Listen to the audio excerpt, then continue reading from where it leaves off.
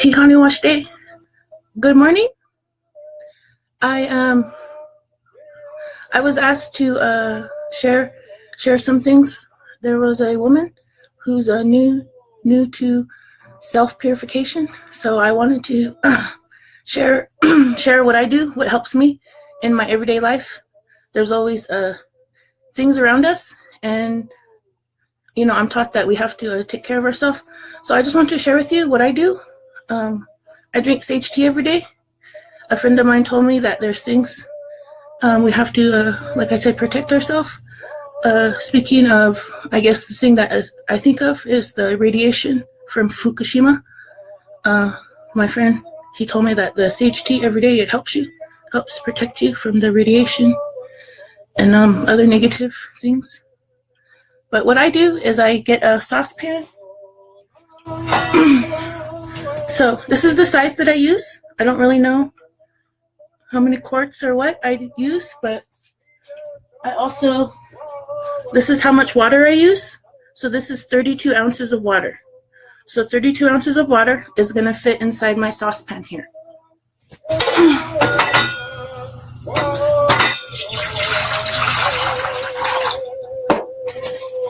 And then, if you ask me for sage, this is how your sage is going to come to you. So it's loose sage. It's not on a stalk. I take it off the stalk. But what's good is that it's perfect. It's ready to go for sage tea. So for me, I'm taught to respect sage. Some people misuse sage. Some people disrespect sage. I respect the spirit of the sage. I understand its strength and power. So I just use a little bit. So for that 32 ounces of water, you know, right here, this might be a little bit too much. So if you can see that, it's just a little bit. It's not even, you know, it's not even really a handful. So just this much, maybe even a little less. If you're new to sage tea, if you're new to utilizing this medicine, maybe use a little less, or I'm going to show you how to add water also. So I'm going to put this in my water and I'm going to let it boil. And I'm going to let it boil for 10 minutes. And also while it's boiling, I'm trying to maintain myself in prayer because I want my sage tea to be good. So I'm trying to stay focused what I'm doing within that 10 minutes. Maybe I'm doing something else for my self-care. So yeah, so I boil it. And of course, after it's cooled, it's going to be like this. It's going to be dark. And it actually looks amber, I guess, colored. So this is really strong. And after you boil it, this is what it looks like. And this, you have to add water to it. Me, myself, I might drink 4 ounces of the really strong stuff myself. But for a new person, I would always recommend adding water to your sage tea. So what I do, I use a lot of jars. I'm trying to reuse, reduce, recycle. So I have my salsa jar. And also, someone asked how I get rid of the onion taste. I use bleach. I let it sit in bleach for a couple days. I rinse it out. So I have this jar. And this jar is actually 2 cups exactly. So that's about a cup of water right now. And then I have my sage tea. And what I'm going to do is I'll use a tablespoon. So in this 1 cup of water, I'm going to do 1 tablespoon, just 1 tablespoon of my sage tea.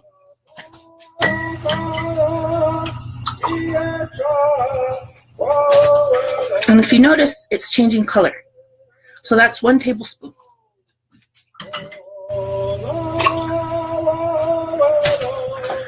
And right here, that's 2 tablespoons. You can barely see it. It's just a little bit color. And this one, right there, I would suggest that would be a very good start for a person just learning about sage tea. I would recommend 2 tablespoons of the tea you boiled into 1 cup of water. And that isn't too strong. Maybe it might be too strong. Add some more water. But this is what I drink in the morning, and I pray with it. You know, you pray. Me, I pray over everything. I pray over my Jack in the Box tacos. I pray over everything. When you pray over something, you make it into medicine.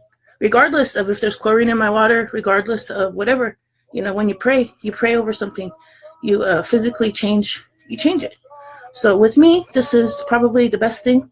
I try to drink it before my coffee. I don't always. I love my coffee also. So this is my sage tea that I drink. And also, like I said, I drink it stronger. But for a person that just starts, and I'll go over it one more time. So my saucepan, it's this size. I also have a smaller one that I use. And this, 32 ounces of water. 32 ounces of water.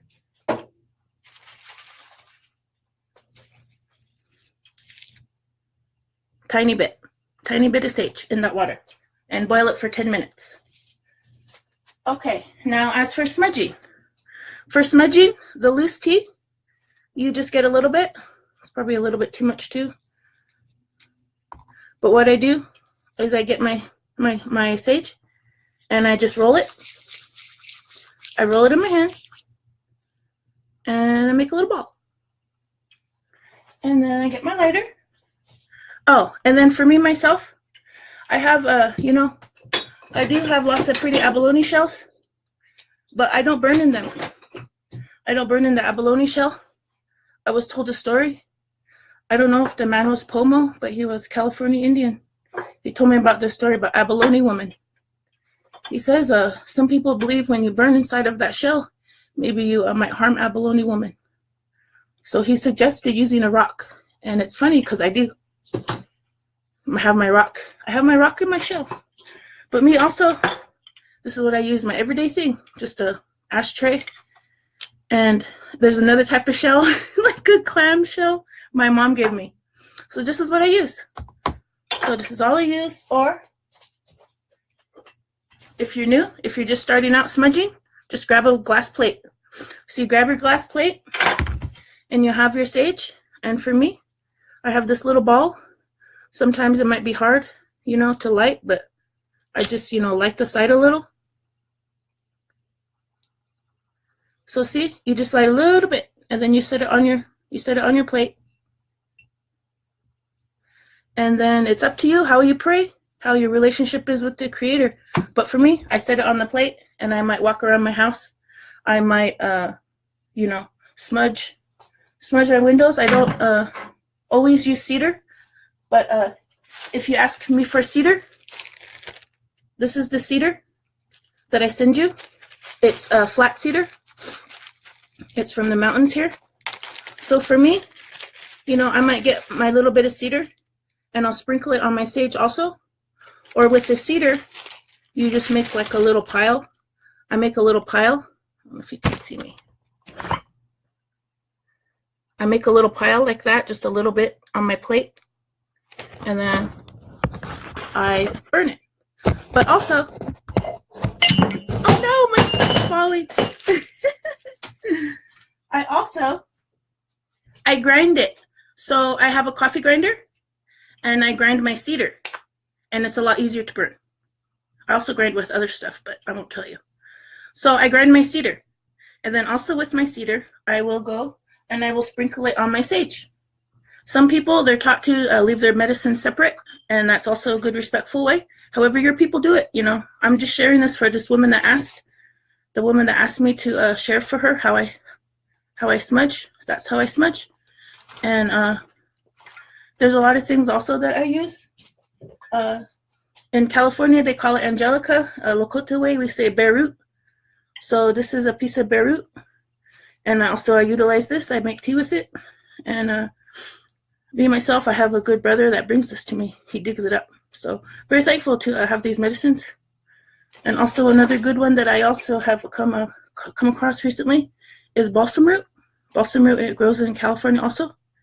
And these also, for me, the negativity. Say you have a neighbor that doesn't live right. Well, you burn these things in your house and you take care of your house for your children. So the negativity doesn't affect your life. So you can live in a good way for your children.